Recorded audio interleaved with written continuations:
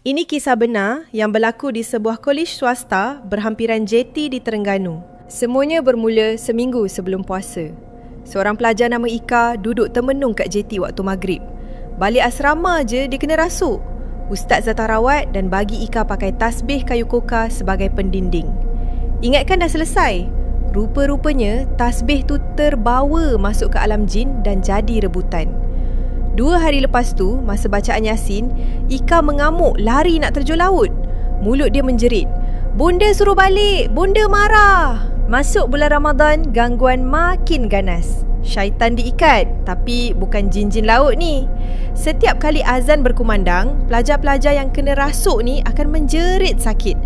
Paling ngeri, ada biji macam jerawat tumbuh kat cuping telinga dorang. Bila azan je, pop! Jerawat tu pecah dan memancutkan darah yang banyak. Ustaz kata itu tanda penolakan dorang pada ayat suci. Zur, cuba cakap dengan 2 pelajar yang dirasuk, Ani dan Ina. Masa tu dorang dirasuk watak kanak-kanak Ribena, jin umur ratusan tahun tapi rupa budak. Ani tanya Zur, "Cantik tak baju saya pakai ni? Warna merah." Padahal Ani cuma pakai t-shirt biasa je. Zur iyakan aja sebab seram. Ani menangis, kata, "Bonda marah sebab dia nakal. Bonda nak cucuk tengkuk dia kalau tak balik." Rupa-rupanya, bonda tu adalah ibu jin yang sedang murka.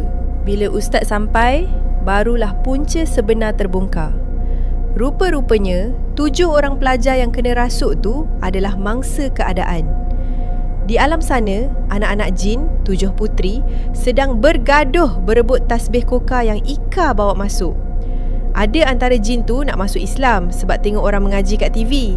Tapi bonda diorang tak bagi. Berlaku perang besar antara adik-beradik jin sampaikan ayahanda, bapa jin, terpaksa campur tangan dan merasuk pelajar paling agresif. Ustaz terpaksa bawa semua pelajar ke rumah dia yang dekat dengan pantai. Senang nak hantar balik sebab jin-jin ni berasal dari laut. Kalau berubat kat kolej, takut diorang terjun laut betul-betul. Proses rawatan tu sangat huru-hara. Ayahanda jin mengamuk sakan, tapi akhirnya dapat ditewaskan dan dipulangkan ke laut. Lepas kejadian tu, kolej bagi cuti raya awal. Tapi kesan dia mendalam. Pelajar-pelajar yang pernah kena rasuk tu tak boleh bertentang mata sesama sendiri.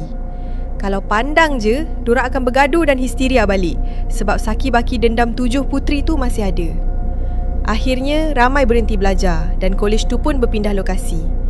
Hebat penangan tasbih koka tu.